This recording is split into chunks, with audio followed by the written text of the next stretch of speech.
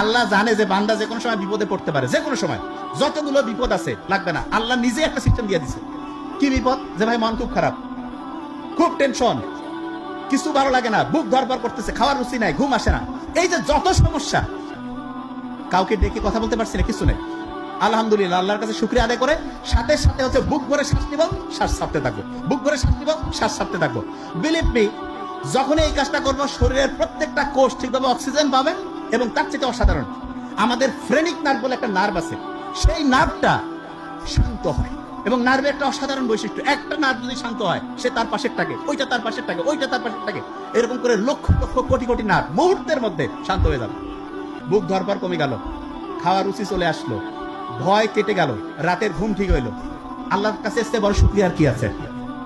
যার টাকা পয়সা সব আছে, ঘুম নাই, ওকে জিজ্ঞেস করো ভাই কি চাও, কবে আমি খালি ঘুম চাই, আমার টাকা পয়সা সব করে দাও। কিন্তু আমরা এটা দাম দেই না কেন? কারণ ফ্রি পাইছি। আল্লাহ সবচেয়ে দামি জিনিসগুলো আমাদের ফ্রি দিয়ে দিয়েছে। জাস্ট কাজটা কি? কাজটা হচ্ছে ওইটাকে সাইন্টিফিক্যালি আমাদের ব্যবহার করতে হবে।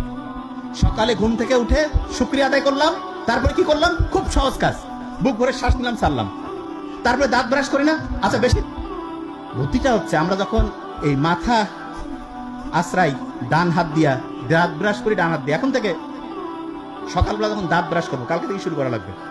আজকে আমি সকাল আসার সময় এটা করছি, প্র্যাকটিস, ব্রেনটা অ্যাক্টিভ হয়ে যায়। কিরকম? বাম হাত দিয়ে দাঁত ব্রাশ করবো, বাহ কত সুন্দর। মাথায় যখন চুলটা আশ্রাবো, বাম হাত দিয়ে। আমি যখন প্রথম বিছানা থেকে নামার সময় যখন পা খেয়াল করতে হবে আমি ডান পা ফেললাম না বাম পা, যে ভাই এগুলো কি কোন? হ্যাঁ, ব্রেইনের অ্যাক্টিভিটি বাড়তে থাকবে। ছোট্ট ছোট্ট কাজ, রকেট সায়েন্স না, কিন্তু লাইফ চেঞ্জ করে দিবে ইনশাল্লাহ। এবং আব্বা আম্মার সাথে দেখা সাক্ষাৎ, যারা একই জায়গায় থাকি, আব্বা আম্মার সাথে হচ্ছে সালাম দিব। এবং সবচেয়ে মজার ব্যাপার, আমি সবসময় বলি কি, আল্লাহ যা কিছু আমাদের জন্য ফরজ করছে, যা কিছু, প্রত্যেকটা হচ্ছে আমাদের নিজেদের লাভ। কিরকম? আমি মায়ের সাথে বাবার সাথে একটু হাসি মুখে কথা বললাম, অক্সিটোসিন ক্ষরণ হইল। অক্সিটোসিন হচ্ছে আমাদের রক্তের যে নালীগুলো আছে না, কাপড় ময়লা হইলে যেমন সার্ফ এক্সেল আর সাবান দিয়ে ধুই, অক্সিটোসিন হচ্ছে রক্তের নালীগুলোকে এরকম পরিষ্কার করে দেয়। এবং তখন হয় কি, রক্ত ঠিকভাবে প্রবাহিত হয়, ব্রেন চাঙ্গা, হার্ট চাঙ্গা, মন খুশি, যা খুশি অসাধারণ কিছু করবো। বাপ মাও খুশি, আমরাও খুশি। আমরা অনেক সময় জানি যে মায়ের দিকে বাবার দিকে আন্তরিকতার সাথে তাকাইলে হজের সমান সব। আল্লাহ এত সুযোগ কেন দিচ্ছে? এই কারণে যাতে আমরা ভালো থাকি। অন্যকে যদি আমি হেল্প করি, আল্লাহ খুশি হয়। অন্যকে হেল্প করলে ওই সময় অক্সিটোসিন ক্ষরণ হয়, হার্ট ভালো থাকে।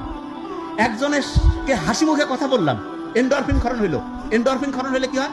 ব্রেইনের মধ্যে BDNF, brain derive neurotrophic factor, এটা উৎপন্ন হয়, মনটা চাঙ্গা হয়ে যায়। কি অসাধারণ!